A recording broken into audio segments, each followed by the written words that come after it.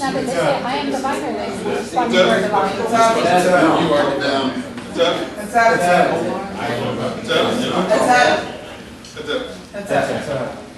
You see, by the fourth time we're there. No, the fourfold location of Kotep is for all the directions of the compass. Anyone want to? Does anyone want to continue with the discussion? Any further comments? Or we work? Theism, monotheism. Go ahead. I have a problem with something you said earlier about not to hold the bitterness or the anger about the past action, what happened in the past. Not very difficult with it because I'm controlled, my behavior, my action is controlled by a few words, modus operandi. The people who perpetrated the evil against my people, your people, indigenous people, have been doing this for centuries. And instead of learning from their mistake, they continue. And the reason I think they continue is because they haven't paid a price. And I think they pay a price. Because if I make my legal turn, I get a ticket. If I don't register my car, I get a ticket. If I don't insure my car, I get a ticket. And you tell me that people can kill millions of people, including children, and just walk free. Somebody can look me in the face and tell me, let it go, be noble. I'm sorry. I'm not saying, I haven't said to let go and be noble. No, but don't perpetrate the bitterness or whatever. I can't live it. Our price has to be paid. But I think that if you stay in that anger. I'm not angry. I'm just being logical. I'm sure the racists think that too. I'm not angry. I'm not against black but people. we feel that. I'm just logically frustration against them. No, you cannot I fight just a war logically with hate them anger. because they're hateful. You cannot fight a war with anger. Give an example. Civil rights movement.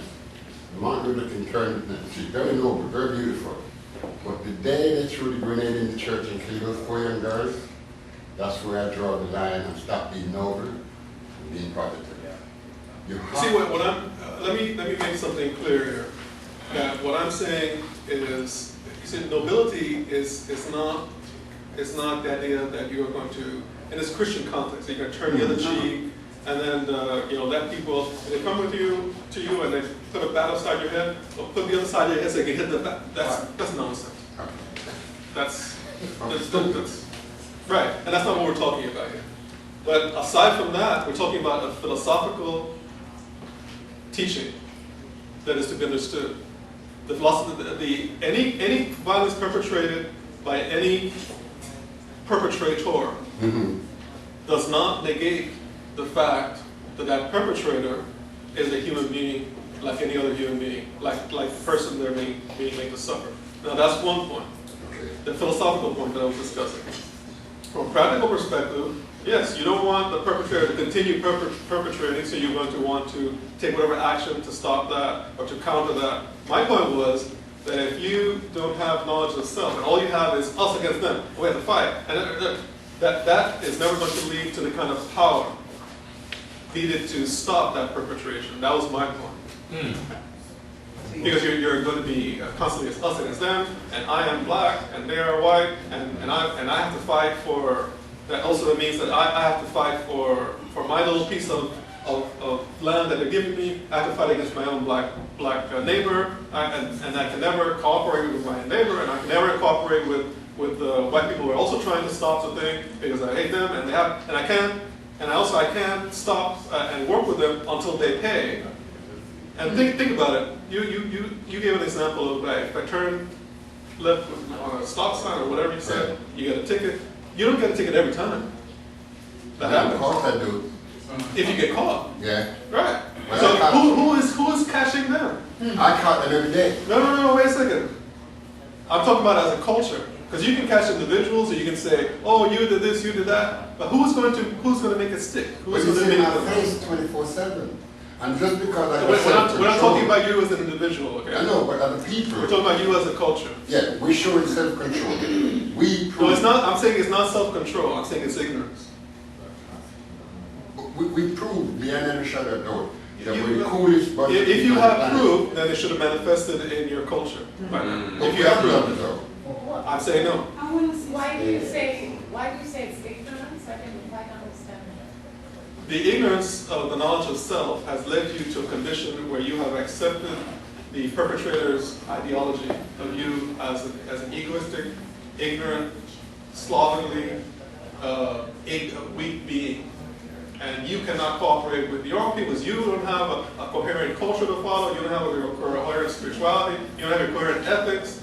And so therefore you cannot fight together as a people against the power, against the evil, shall we call it, the unrighteousness. It's not all our fault. Excuse me? It's not all our fault. It's not because we wanted to be that way. Some of the things that was done to us, that divided us and continue to divide us, caused us maybe not to have that cohesion. I'm not conceding that statement at this time, but let's say that is true. Let's say that is true for the moment. How long do we allow the perpetration to continue?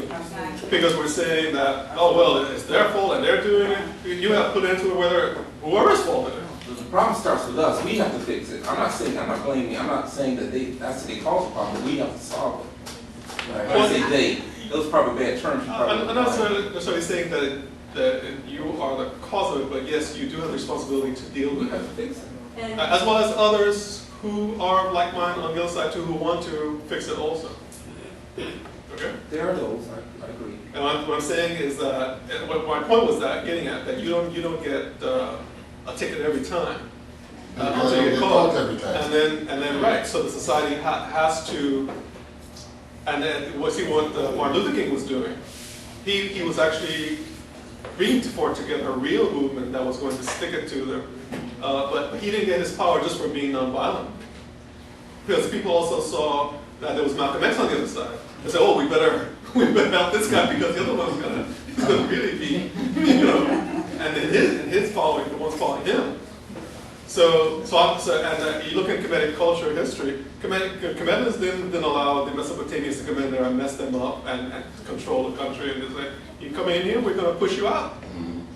And they go to war. And so that's a legitimate reason for a war. You're attacked, some unrighteousness is trying to be perpetrated in your country, things like that. You don't go trying to be imperialistic and controlling everyone and enslaving the world. Through bases all over the world and through banking system and all that kind of thing. That's something else. But the fact that our group cannot do what other groups have done.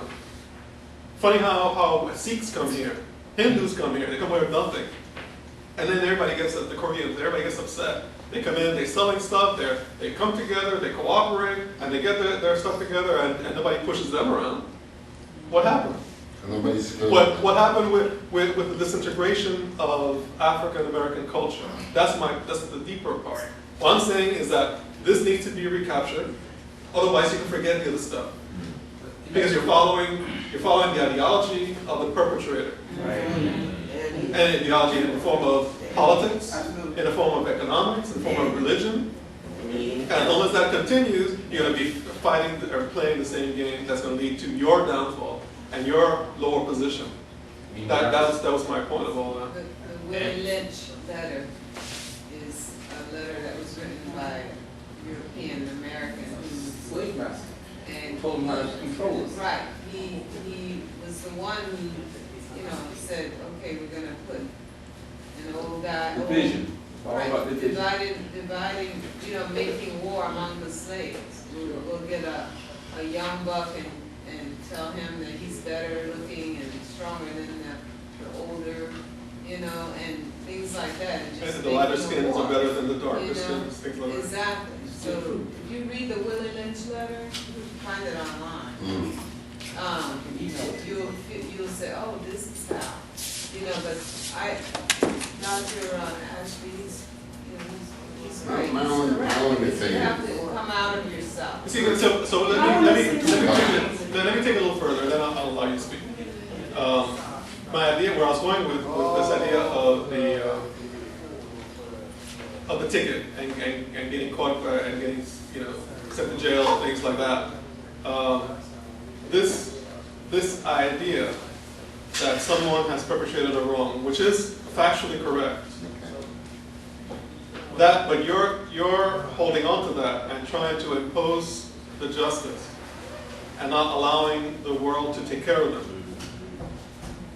In the absence of your own culture being able to impose its own reality and its own ethics, that is preventing you as an individual from being able to attain the power that you need, and that you need for yourself as well as for your family and your community, to be able to actually ultimately stop that.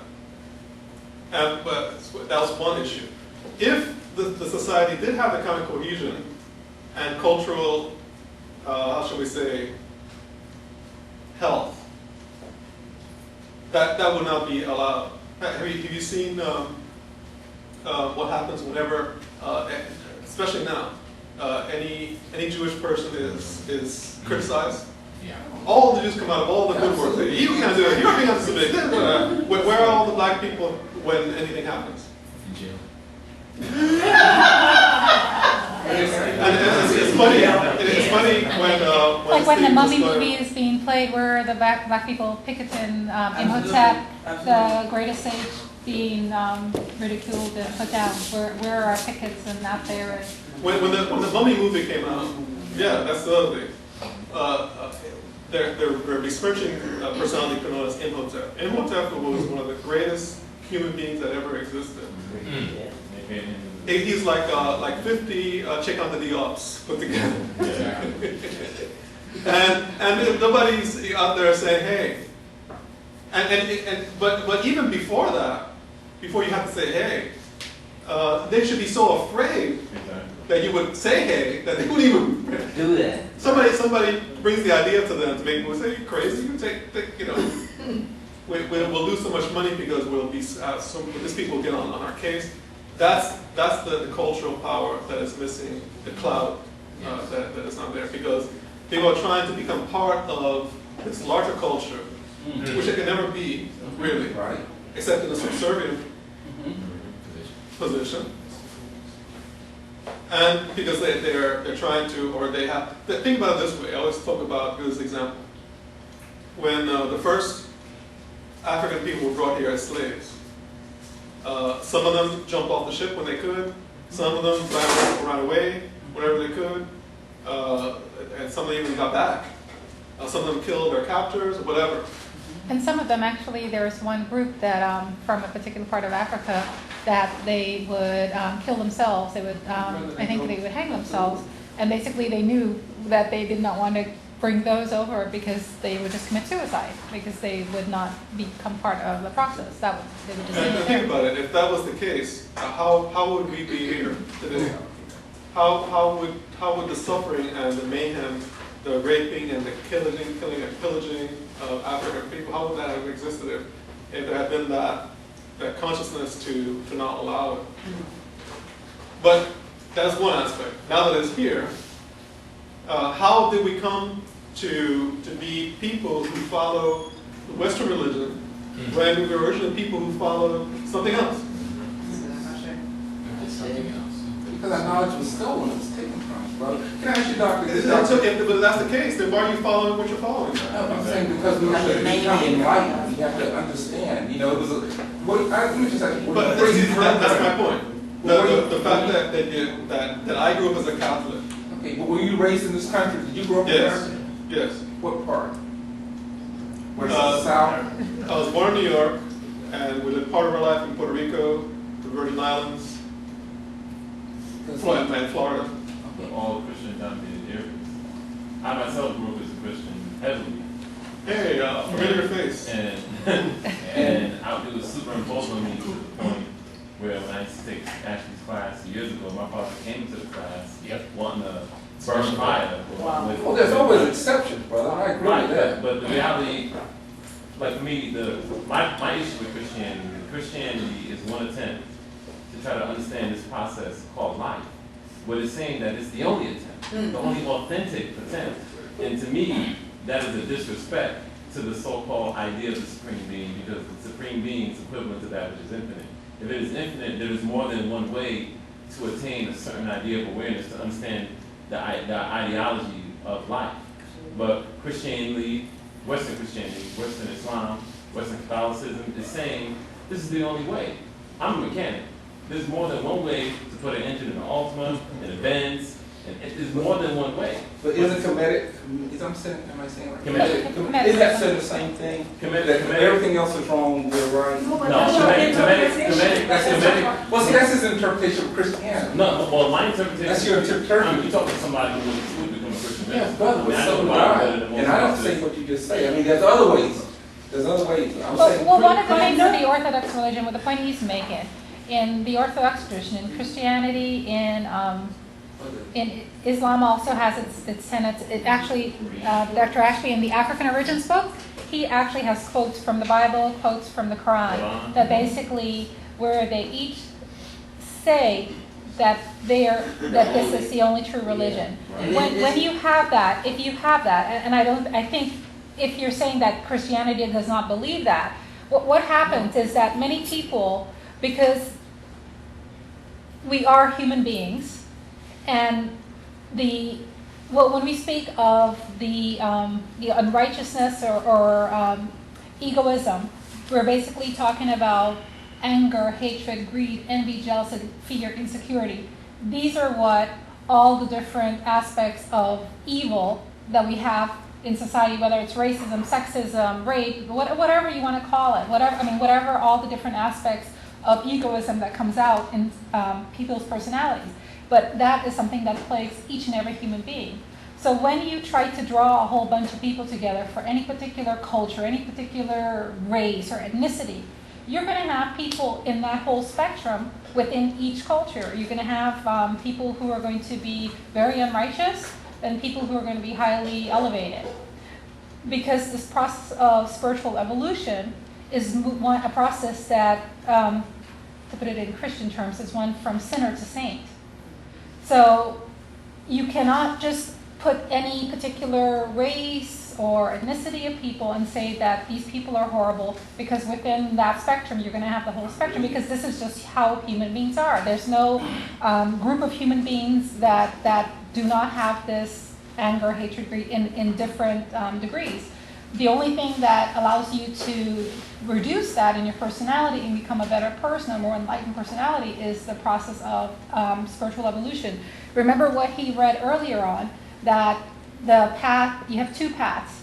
Everyone is really in this process of spiritual evolution, the process of Shatanata, or the process of yoga. Everybody's going through it. It's just that some people acknowledge the path and say, hey, I'm going to be on this path, I want the shortcut. Other people, they are in a more informal path called the path of life, the school of hard knocks, the trial and error, many reincarnations, pain, suffering, and then you eventually get to a point where you say, hey, is there a point to life? Is there a better way to live? Is there something? All the different religions, because human beings create these religions, they have these different elements of them to certain degrees. And if that's where you are, and that's what your soul needs at this time, there's nobody that's going to be able to talk you out of it. It's not something somebody can say, hey, but if you come to a place like this for a lecture, maybe something might resonate with you because your soul may be looking to evolve to something to go a little bit above it. If you want to be upset about this or be angry, if you fight in the fight, that's where you are. And nobody is going to really, can really say, hey, how can you take a child, the little baby's here, I'm going to give the child a book and say, hey, study this, or give it a calculus problem to solve, and I'm going to say, this is how you solve the problem. Okay, now you do it. The child has to grow up and go through certain processes. Human souls have to go through certain reincarnations to learn certain lessons to get to the point where they are ready to learn a particular lesson and evolve and grow. So it's very hard, like when we have a large group like this, it's good to have the conversations and the interactions. And because it just brings a little bit more awareness of where people are and what they've been through. And yes, hey, that person, is saying the same thing I felt, or they're saying they felt that a long time ago, but now they've moved on. and it lets you know that you can grow from there. It's just, I believe we have more in common than we have.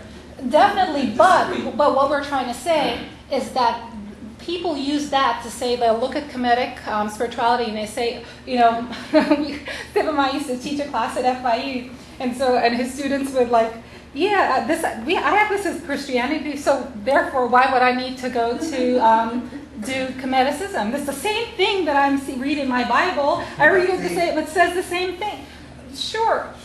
Because all religions are going to be trying to work the human being into maybe I shouldn't say all, but most So wait a religions second. What Kemetic text do you have where it says that all the people who don't follow Kemeticism are infidels, or that they're no, because I'm getting there. So you have all that's the difference. right. So you have different religions, and they all have this basic kind of awareness, good and evil, and all of that. But the point is that it's not the same thing as mystical traditions. Okay? If in Christianity you want to say that I believe that God is everywhere and everything, because I hear this all the time from people who practice Orthodox Christianity. People who practice Orthodox Christianity, especially those who start to experience Afrocentricity and Kemeticism or other mystical traditions, they go back to the Christian religion with these ideals that are not really within the Orthodox Christian religion. And like people here in the West with Islam, they say, oh no, Islam doesn't say that we have to kill people, or that we want to, that this jihadism, Islam is not done with that.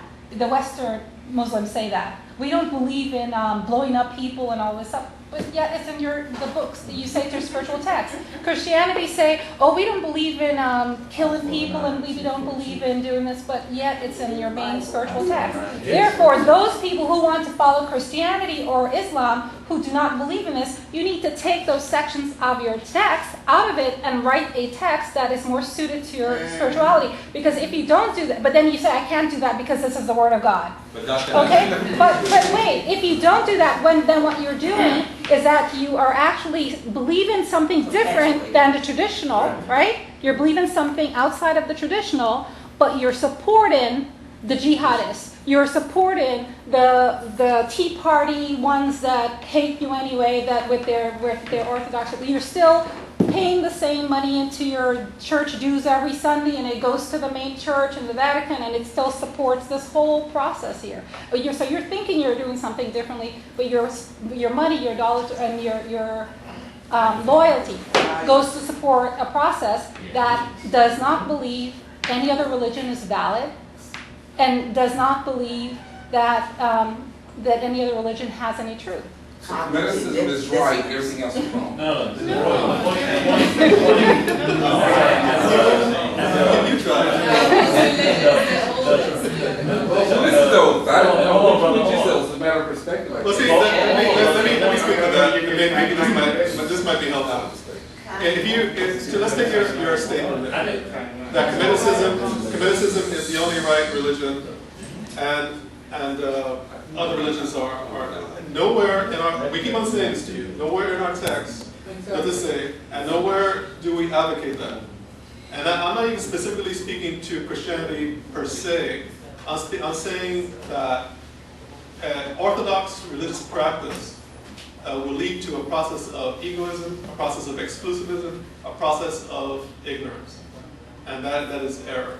And even within we think of India, and we think of Hinduism, we think of yoga, and we think of spiritual, but even there are Indian traditions that are Orthodox also, that don't necessarily believe in the mystical aspect, and they would fall into that category. So we're not saying like Christianity is, and I said, when we speak of, we're not saying Kemeticism is wrong, right, and everything is wrong, because I've already said that there are other authentic mystical spirituality traditions. Even within Christianity, you have Gnosticism. Within Judaism, you have Kabbalism. Within Islam, you have Sufism. So there are you have Buddhism, you have Vedanta. So we have you have the Taoism. So within other traditions, you have mystical systems. So the error is not in this one is right and this one is wrong. The error is in Orthodox versus mystical. Orthodox religion has 3 steps.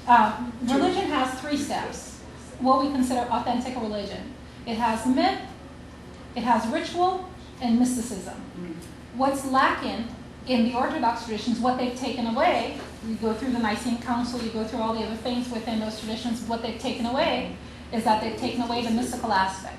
Because they want the church or the temple or whatever to be what is in control of you. And what you have to go through to be your... They replaced myth with, right. with literalism. Yeah. What we consider a myth, a myth is a teaching that has a specific language that leads you to understand a higher reality. In this culture, a myth is a lie. Exactly. Okay, but so what they replaced their myth, the myth of some person named Jesus who came into existence and who healed people, this is all a myth. And they've made a literal history out of it, which never was originally. And the Gnostic Christians said so. These Orthodox people have created this thing into it. And they had to, because that's the only argument that they can give to say, stop following your Kemetic religion over there. This is something real here, and you have a lie, and we have the truth. And that's where that came into being in that way. And that didn't work, so they had to go out physically and stop people from practicing other forms of religion. Kill them, murder them. And that is what Orthodoxy leads you to. It leads you to conflict. It leads you to, and that's why I always kind of, to bring some levity to this discussion, when this kind of, you're not the only ones who've had, everybody has to go through this level of reflection and understanding about it. I always, have you all seen a movie called Highlander? Yeah. These people fight with swords, these immortals, and there can only be one. Can only be one. And this is the same thing. Yeah, Orthodox, the Christianity, Islam, and Judaism, they may seem to work together, but if they got rid of everybody else, they'd have to get rid of each other also. Right? Because the Muslims really have a culture that they want to transform everybody. And Christians, read a book I wrote called Limits of Faith. And in that book I was talking about the problem of faith-based religion. So because in the faith-based religion, that is a form of religious practice that is designed and that it facilitates ignorance. It's designed to support and designed to promote ignorance. And is the very easiest way of religious practice. It's easy for you to start chanting something and to start flailing around and jump around and scream hallelujah and say that everyone else is going to hell and you're going to heaven because you have the truth. It's very easy. It's hard for people to come here a venue like this, like Sir Lowell or Sir then for Limits of Faith. It's very hard for people like them who came to my classes for years. We did classes in the late 90s. And to reflect and to work with themselves and to transform themselves, to transform, to sublimate that anger into real power and things like that, anger or hatred of what's happened, which is legitimate. I'm not saying anything about that. What I'm saying is that it's a process that leads us to understand that faith-based religion faith is the religion itself. Faith, this is why this guy, Stephen Colbert, who's on TV, he's very good. That he doesn't read because reading is, it might lead you to something higher. And you don't want that. You want to prove your gut. Like a Bush, he's in the gut. He doesn't read. Right? Because otherwise you'll lose your faith. And faith is more important than truth. In faith-based religion, faith is more important than truth. So if I come to you, you are a faith-based person, I come to you with some truth, you have to kill me so that you can sustain your reality. And so therefore, people who believe in faith-based religion will never be able to be happy or content or at peace until everyone is of their same faith. And that is why you will not have peace unless this orthodox kind of context is dealt with. And Orthodoxy did not exist up until the last millennium BC, which was about like 200 or 300 BC. We have Orthodox Judaism coming in. You have in the Palestine region.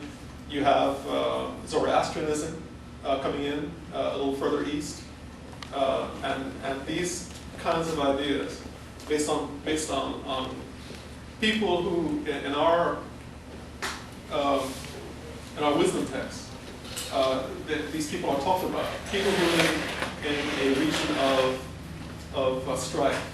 This is where this kind of consciousness develops. Where people live in a situation of strife, where you're living in the desert and you have to be struggling to survive.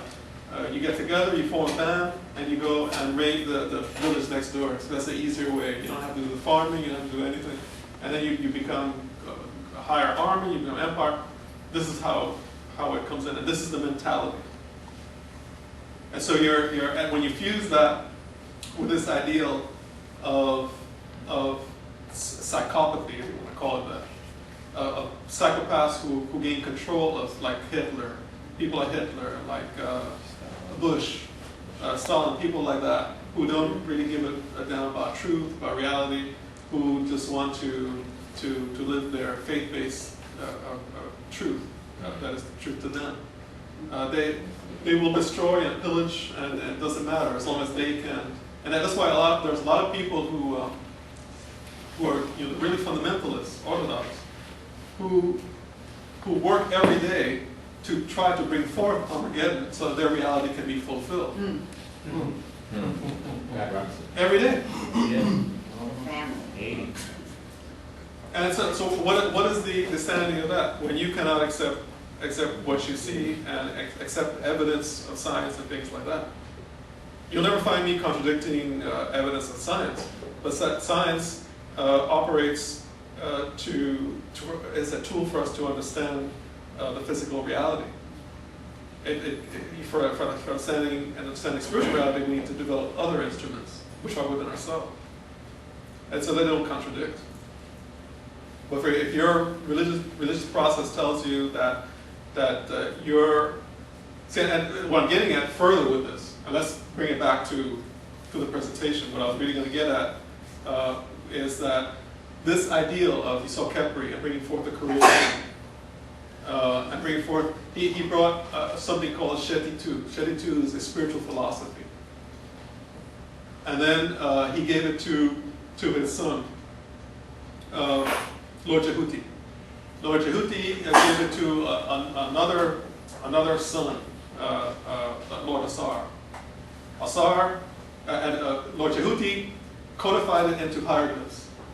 And Lord Asar made a religion. He made Shetal Neter out of it. An organizing practice for people to follow and study and learn and so on. And that was passed on to the priests and priestesses. And the kings and queens upheld it throughout history. Founded on the principle of, with the foundation of Ma'a. And if one was to be able to recapture that and to learn it and to live it, then one would not need faith anymore. And this is the greatest fear of the faith-based religion. You would not need faith because you would discover the higher reality within yourself. And therefore, if you discover the higher reality within yourself, you don't have any need to be fighting against anyone for their reality, or what do I need to be fighting against Buddhists who are saying that they have the way, or anybody else for that matter? It doesn't matter. I can leave alone. I can be in peace. But as long as I have that idea of my faith is the only one and everyone else is going to hell, because that's basically what they say. I'm going to heaven, everybody else is going to hell.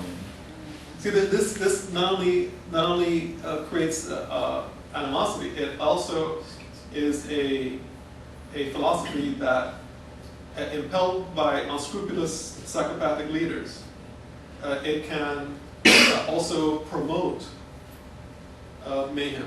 It can because, for instance, part of my family's from Puerto Rico, right? And I studied the natives of Puerto Rico, which is in some of our blood and things like that, along with African and everything else. In the history of Puerto Rico and Cuba and Santo Domingo, Dominican Republic, when the conquistadors came there after Columbus, well, Columbus too, they brought priests with them. And these priests were, they were literate, they were writing the history, and they talked about how the commanders, they organized the raping and pillaging of Native American women and the killing of men and enslaving them. It doesn't matter, right? Because they're infidels and they go in hell. So it doesn't matter if you kill them, doesn't matter if you rape them, doesn't matter if you enslave them. No problem. Because you're a Christian and anything is okay as you do because you have faith. And your faith doesn't require ethics. And this is why Christians can do anything they want to do. I show a picture sometimes in some lectures of you know about Hiroshima and Nagasaki, right? Everybody knows about that. But do you also know that in I think it was Nagasaki, they had the largest Christian church and denomination of Asia at the time. And what happened with Nagasaki? Gone, wiped out, along with all the Christians who were there. Well, let's And talk then about there's this that brings to mind of something else is in the book. I can't remember what the name of the Pope was, Gregory or anyway. When the Crusades were on, he sent an army to the Middle East, and then one of his commanders, one of the lords, sent back a letter to the Pope saying, hey, there's a city, that we need to conquer, and there are Christians and Muslims in there, and we don't know what to do. We can't distinguish between them. What should we do? And then he says, kill them all and let God sort them out. Kill them all and let God sort them out. This is a Christian Christian attitude. Someone who love your neighbor and all that kind of thing. Yeah. It's nonsense. It's a psychosis, and it's because of this faith-based reality that people are following, which is an error, and that's my point. Your religion and your knowledge has to lead to truth, and if you're pursuing truth, you're not going to let a little thing like faith stand in your way. In other words, and once you have truth, you don't need faith. And if people have faith, have truth, they would not need to have conflict either about faith. And they wouldn't have anger. There would need to be anger. There would need to be animosity related to, but also there would be not just an ethical consciousness that would develop. There would be an impetus towards beneficence. And what I mean is that then there would be a discovery that you and I are one. And so therefore your suffering, I cannot live happily and want your suffering, or I cannot cause your suffering. But here we have this kind of culture where buyer beware kind of thing, or it's your responsibility, whoever, you're not your brother's keeper, so anybody, if I can steal from you, then it was my righteousness to achieve it. If you stop me, then that's your righteousness to stop. That's nonsense. That's a nonsensical kind of philosophy. That doesn't work. But in this kind of culture, it would.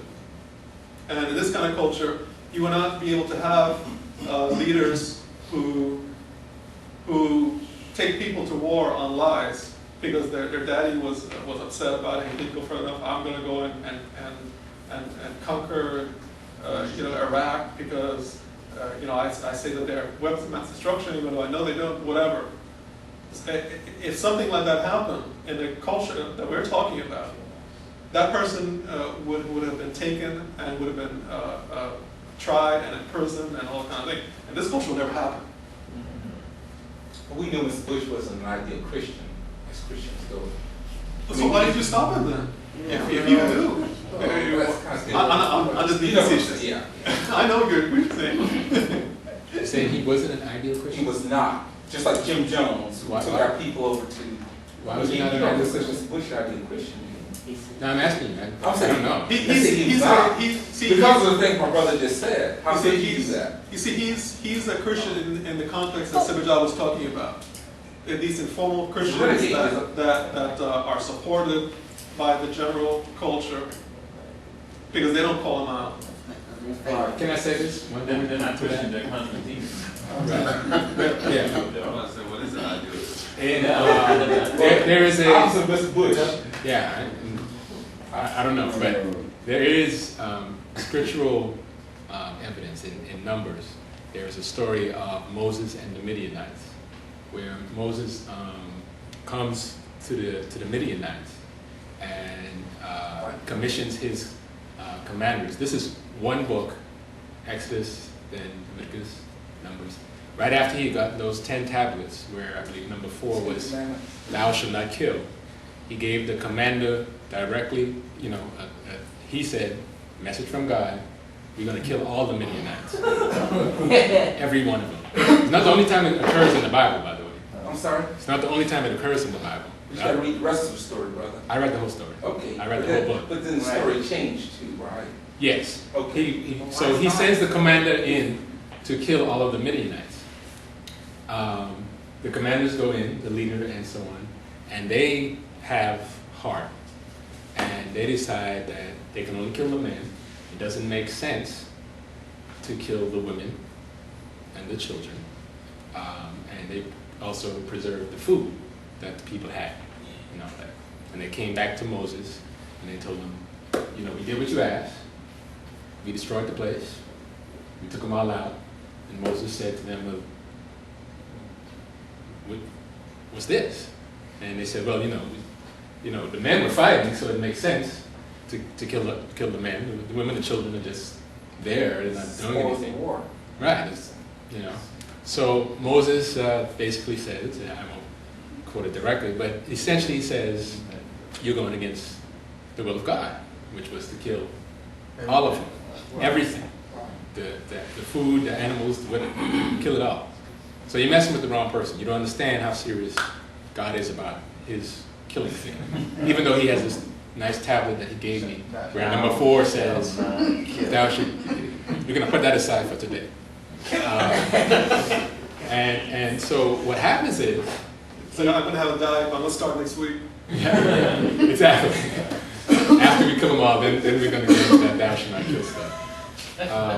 He actually tells the commander at that point that he is to go ahead and kill all the women who had been with child, had children, and the children, kill all of them, but to save the virgins for yourself.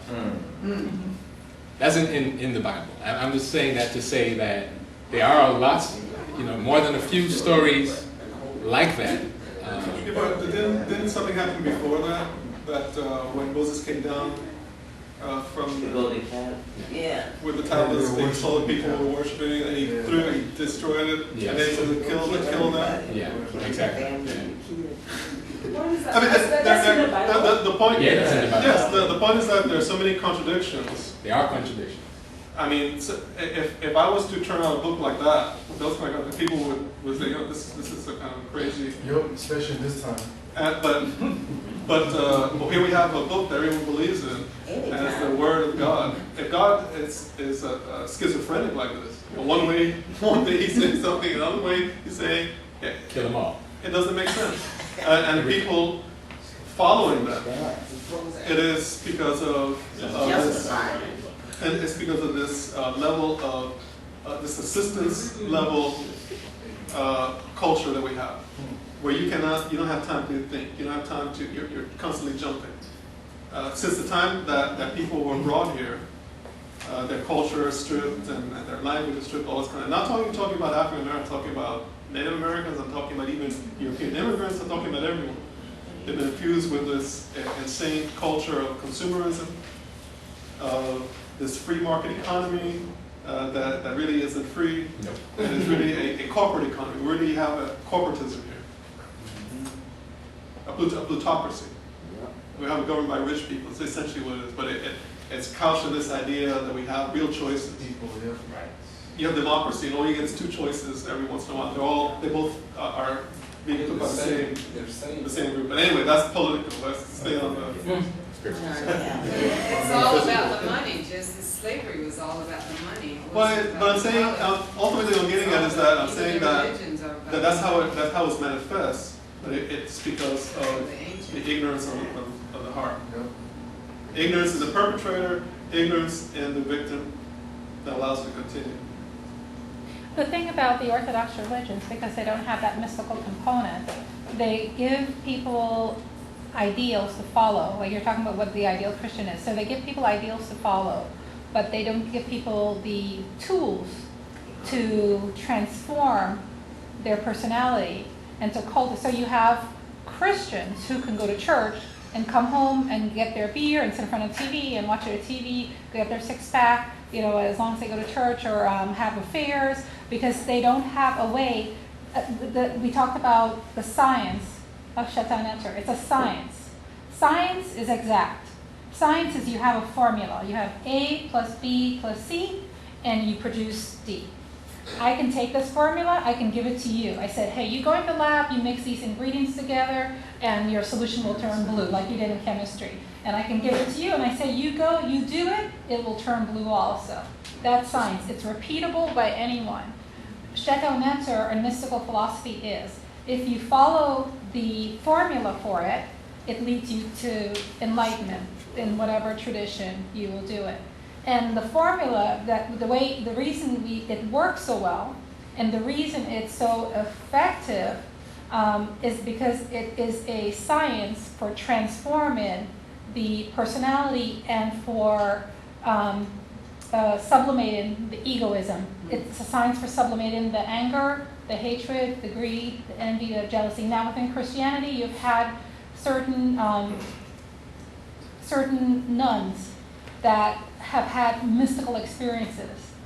That's what we're talking about. If you read their lives, if you read their stories, if you read their practices, they practice deep meditation, they practice what we would consider the mystical disciplines. So within Christianity and the other Orthodox traditions, it's like people, you're saying, oh, be good Christian, don't tell lies, don't be greedy, don't be this. But how do people really do that? What is the methodology for that?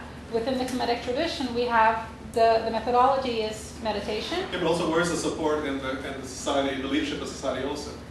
The leadership does not support that. No, That's all about the government leaders, and also church leaders don't support that.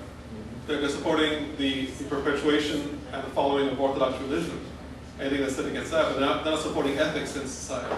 Not supporting the thinking. That's what I'm getting. because they themselves are, well, some of them are part, but you don't have, you have the meditation. The meditation allows you to experience. Yeah, and even that, they actually specifically say that you should not go practice meditation. Right, you like the should not go Jehovah's practice yoga. Witnesses, it's We've actually. been part of churches that have said that, Right. specifically Right. because, and they put in the literature, that'll lead you to, Right. to devilish awareness. The cult, they call it the cult awareness. So you have the meditation, that's part of the formula. You have devotional practices. Now within other traditions, you also have the devotional practices of singing to the divine. The difference in Kemetic philosophy, again, is that although you are singing to the divine, you are actually singing praises and worshiping the divine, you're actually worshiping your own higher essence. So you're not, again, worshiping some being outside of yourself, but that essence of who you are that is one with the divine. So it's a mystical aspect of devotional practice. You have the wisdom teachings where you listen to specific teachings about your true essence, about who you are, and then you reflect in those teachings, and then you have a meditative, reflective experience of that essence of who you are. And that is part of the becoming this higher self. And then which one did I leave out? Righteous action. Listening, reflection, meditation. Yeah. Ma'at. Ma'at, right? So Ma'at is like the foundation of spirituality. So if you are in, so they're actually, if your question is like Kemetic philosophy, is everybody in there, are you going to find people who practice Kemeticism doing, being greedy or lying or cheating? Sure, you are. Okay, because it's part of what we call the Setian type of behavior but what you would hope to find in someone who's authentically practicing the Kemetic spirituality is that they're actually engaging in these practices, and as they engage in these practices, with sincerity and putting forth the effort, their personalities become transformed. So you actually will see that they will actually become improved. Their behavior becomes better, they become more honest, and also the anger, the hatred, the greed, those things diminish in their personalities. They become more centered and balanced. You can say, right, I'm getting to that point. So you can say, They literally, if you would have called me 13 years ago, you would have seen me in Dr. Ashby. You would have seen me going at it with Dr. Ashby. You would have seen the tapes of me battling this yeah, man, he heard the because I tapes didn't of what it's believe him. anything he said. It just sounded too good to be true. I was that dude who was like, F white people, they crackers, they demons. That part of me still feels that way. That's my transformative process. But for me, where I'm at right now, I'm at a point where I listen, I try to remain humble, because I know that I'm transforming to a different person. So the reality of what she's saying is that if you look at the steps and processes of what it takes to get to this degree of awareness, if it's practice, if I tell an individual, if you take this ratchet and turn the nut, it's going to tighten that bolt, put the connector inside the alternate charge, it's going to charge the battery. It's going to get that result. And it's similar with the mystical steps that you find in Buddhism, in Sikhism, in any type of technology that can lead you to a certain degree of awareness. Matter of fact, there's a text called the Enigmatic Library that talks about the exegesis of the soul. It describes the soul as feminine. And it was it's a very transformative process for me when I read it, because I first discovered a powerful feminine expression of the divine in Christianity, which I don't find in the Bible. But when I read it, it made me feel good about Christianity. And I hate Christianity, Western Christianity. But Eastern, or what I would call mystic Christianity, Gnosticism, is beautiful, because it's almost like a sister tradition to African spirituality. It eliminates the distance between yourself and the supreme being. It's literally saying that essentially who we are is supreme. Christianity is saying, no, we do here, God's over there, and there's that separation. There's always that battle of duality, when in mysticism, you realize that there is no duality. You know what I mean? That this idea of Jesus being a go-between. There's a Kemetic proverb that goes, there's no mediating, salvation is accomplished through the efforts of an individual. There's no mediating between his and her salvation. Salvation is a concept that came into existence when the Roman Emperor Constantine took mysticism out of Christianity, took the goddess out of Christianity. This happened in 323, roughly 325 ACE, the Nicene Council. A lot of the mystic aspects of Christianity was completely removed. There's a feminine expression to this universe that is completely negated. Christianity completely disrespects. Even calls it a Holy Ghost. This is disrespectful. This is why women are not respected in Christianity. If you read 1 Corinthians chapter 11, verse 3, it says, God's the head of Christ, Christ is the head of man, man's the head of woman. Yes. And this is an erroneous, disrespectful, insulting teaching that is to I mean, any woman who's thinking will read that and be like, man, that a woman? If you take the term woman, it means the womb that produces the mind or the womb that produces the man. But Christianity, Western Christianity, is saying that man can control the woman, and the most powerful woman is my mother. I don't got no control over her.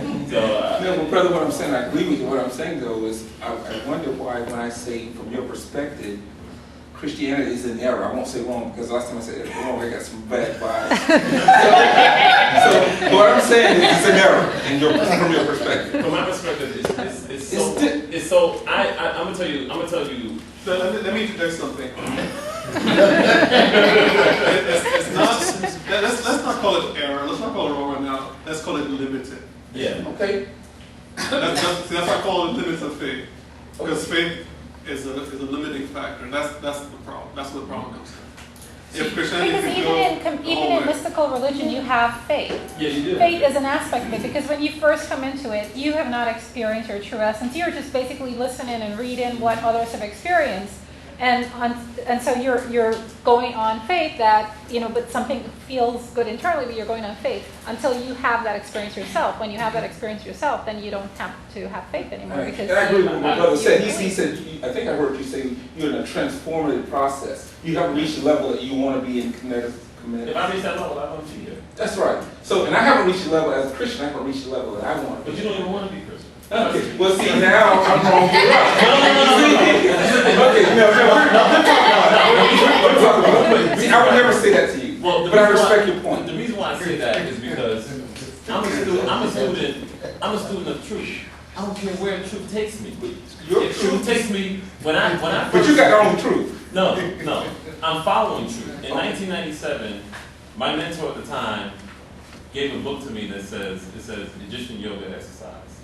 He says you need to come to this class. So because of how I revered him at the time, I made sure I showed up to class. When I went to that class, I could not stop going to the class. I think I probably missed like 4 or 5 classes out of a 2.5-year period before I moved to Atlanta. At any rate, I went consistently. And if you ask either one of those two, or even it's a testament as to how it was then, and even towards that, at the end of that 2.5-year period, and even now, it's a complete difference. But going back to my point as it relates to following truth, at that point, the truth was crackers are devils.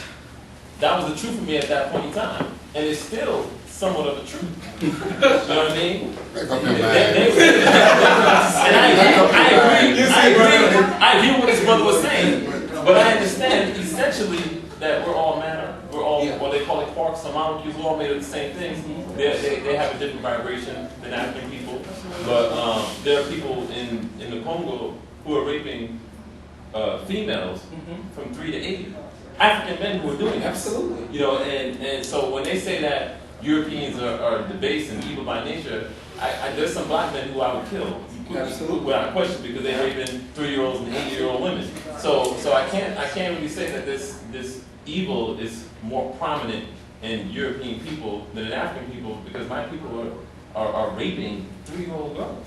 You know what I mean? So, but that transformative process that I'm still going through. I mean, it's in stages. If you're serious about studying Christianity, if you're serious about the truth, you'll find that eventually you'll get away from it. Let me show you how messed up I am. No, not messed up. No, let me tell You're you. just a student. I'm a Christian brother who holds a second-degree black belt in Taekwondo. I studied Hatha Yoga. I meditate.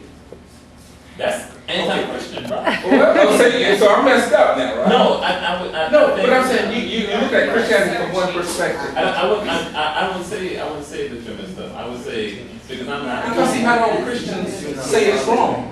Because again, we're that transformative process. Well, We don't want to call it. Western Christianity would say that is wrong.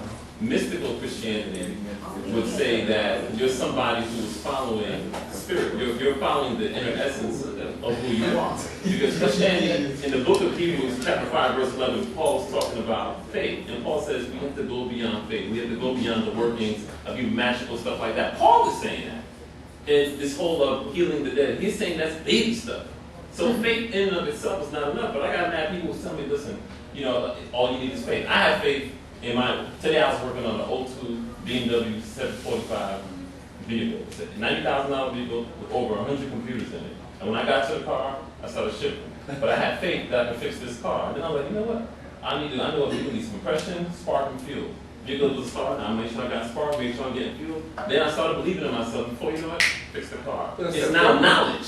So that faith has surpassed, I surpassed faith, I surpassed belief. I know I can fix that car. And that's what spirituality is. Hey, it's the corrupt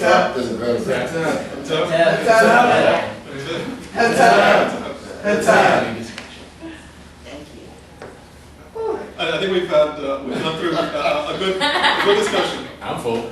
And there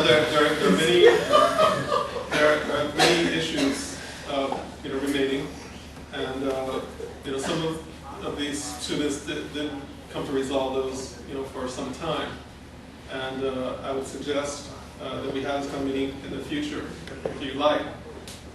There are some. We're going to be hopefully starting some interactive internet presence with the teaching, because I had several more slides to present. Only got through like about half a dozen of them, and then we came to this important discussion, which I allowed to continue because it's important. Because in order to get through the rest of it, because when you go through the rest of it, you have all the wonderful knowledge, but you're not going to have the depth and the ability to grasp onto it. We don't go through some of these nagging issues that continue. So I think that was important. We have annual conferences, where you can come with us and explore the teaching, the posture system is done, meditative practice, and a more in-depth and methodical exposition of the teaching. The philosophy also is explored, so you're welcome to do that as well. At the annual conferences, if I can make a plug for Sebama, what he's been doing in past years, which has been excellent and the students have really appreciated, is that he has, and we could use another definitely teacher there too, to lead the classes in the mornings. But what he's been doing is basically using the actual hieroglyph text. So actually he teaches from like whatever, we did the Assyrian resurrection recently, we did the glorious light meditation, 2 years ago we did the Temple of Aset teachings last year. So again, it's not like Dr. Ashby is telling you this is what the teachings are. You actually see the text, you see the glyphs. He goes into how the glyphs actually give deeper insight into the mystical teachings and into the practices.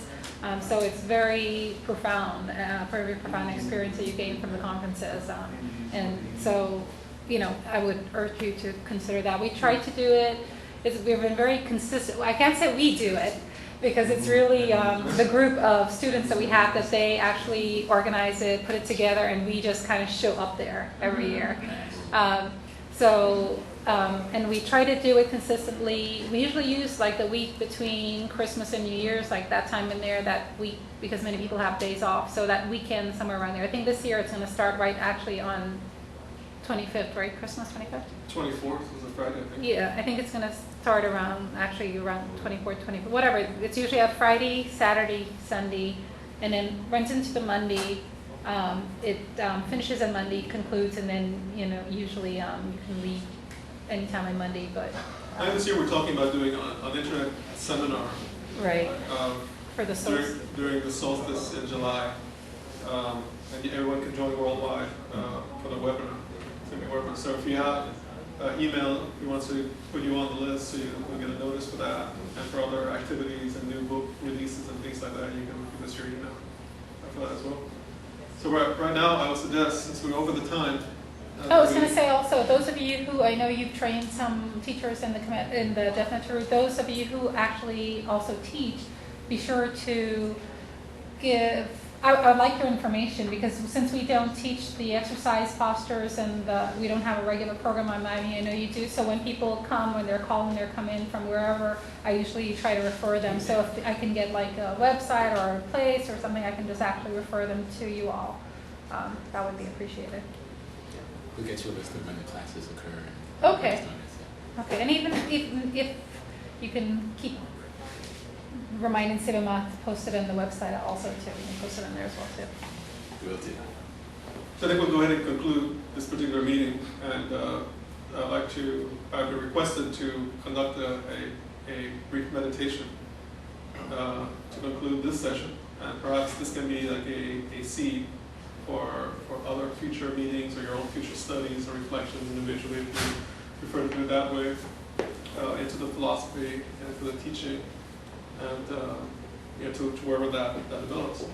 So everyone sit up straight, looking back straight. You can turn the lights down also if possible. With both feet on the ground. And your hands on your lap. Or if you're cross-legged on the floor. Or those who are on the floor are fine, they can stand. Closing your eyes, allowing your abdomen to expand as you breathe in. Allowing it to contract in towards your spine as you breathe out. Take a deep breath. With every breath out, you're going to allow the tension for your body to release. With every breath, you become more and more relaxed.